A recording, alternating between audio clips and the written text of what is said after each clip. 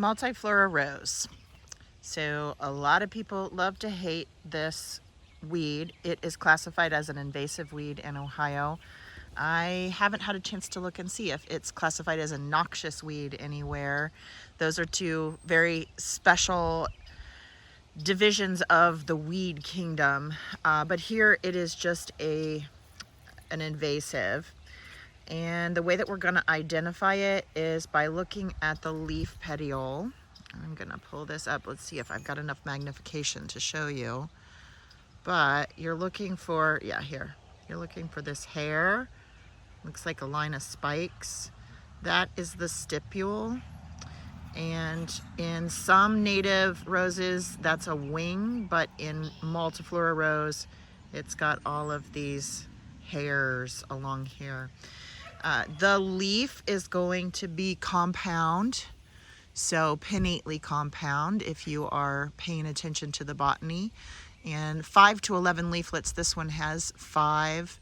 Some are going to have 7 and others will be up to 11, but they're going to be divided like that. They're putting on their flower here, which is going to be about 1/2 inch to 3/4 of an inch wide. It will have 5 petals and it will be white. Some of them will be blush pink. And if you're looking along in a fence row where this is, you might see old, let's see if I can grab this, old fruit. So the old rose hips. There we go. Now, everything that is in this rose, we can use this plant. It isn't just an invasive. It isn't just a troublemaker. Everything in this plant is high in vitamin C. So we can use the leaves. They aren't going to be something that we want to pick and put in a salad. They will be something that we want to make a tea out of, and they do taste really good. They're not bitter at all.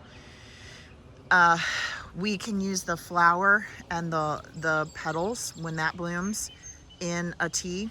You can also grind this up. You could put this in a smoothie if you wanted to, or a pesto even. And then the fruits show up in fall, and those are fleshy and red. And this is the rose is in the apple family, so you're going to have this sort of fleshy apple, plump, juicy experience. And those can be used more like a fruit. And you can make jelly out of them. You can make syrup out of them. But for now, here in this part of the spring, we are, sorry about the camera jerking around. I have a cat that is trying to love on the tripod. At this point in the spring, we can strip this of leaves, and as it's an invasive and we want to try and control its spread, any stress that you give it isn't going to be the end of the world. So go ahead and take these leaves. You can make fresh tea, you can dry them, and otherwise you can come back then for the flowers. If we take these flowers off and later we take the rose hips, you will help to control this. It does spread a little bit by root, but most of its spread is through seed. And so the big issue that people have about things that they classify as invasive are that they're spreading through natural areas and they're so successful. So the way to keep these things from being successful is to harvest them and use them.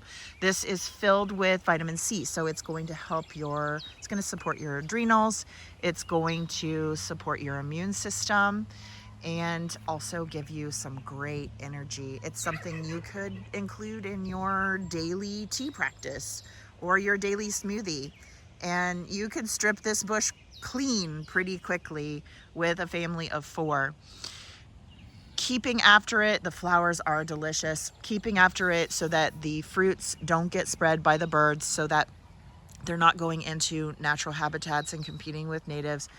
That's all that concern that people have about classifying things as invasive or non-native. So don't just hate on the Multiflora rose.